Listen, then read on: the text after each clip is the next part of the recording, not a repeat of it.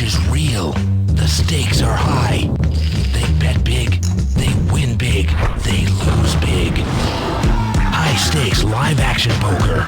Live at the bike. So Dario with a raise to 200. James and Jonathan both calling. Three-way flop here. And Dario with an open-ender. James was top. Now, if we know James, he's not going to be folding this hand. Well, how about Jonathan, though, with top pair king kicker? You know, normally you can easily get away from this in this level of game, but Jonathan, like I said, usually plays with a little bit smaller limits. Well, if you see a bet here and looks like James with a raise, king queen ends up being a pretty easy fold. So there's a bet and a raise. Yeah, at this point, this should save Jonathan. You know, it looks like he's still pained, but this should be an easy laydown now. James just saved Jonathan a lot of money. And that's actually why I'm a bigger fan of flattening James's hand than raising. You do invite worse in. You don't really improve your equity all that much by raising. Calling shows more profit. Your opponent might decide to fire multiple barrels at you. If Dario has a hand like jacks or tens, he might think it's best if you just flat the flop, because you could be flatting potentially with a 7 or an 8. And plus, this bet kind of validates yourself where if Dario has a hand that dominates you, like kings or aces, you suddenly get all the money in on the flop. And yeah, we say that Dario has 1180 behind. I think he has a little bit more than that. He has more like 15 or 100 or so.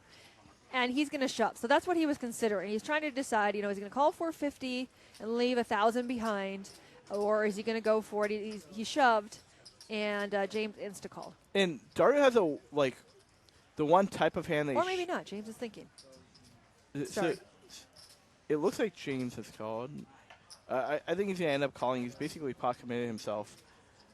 Dario has a one type of hand that when he shoves, James beats. And that's a straight draw. But I think Dario's shoving range in general are draws and then hands that beat ace queen. So really against Dario's range, James isn't guaranteed to be ahead of his range overall.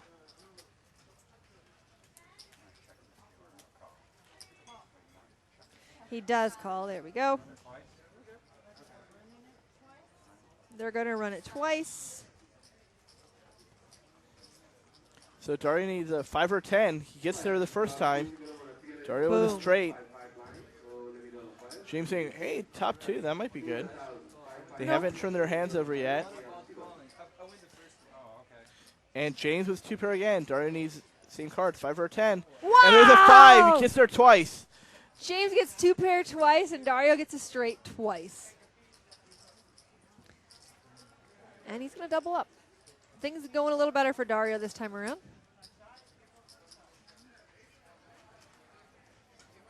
And James can only sit there and think, hey, this guy made 200 pre with 9-6 off. He busts my ace queen with that hand. All you can do is get it in good, and James did.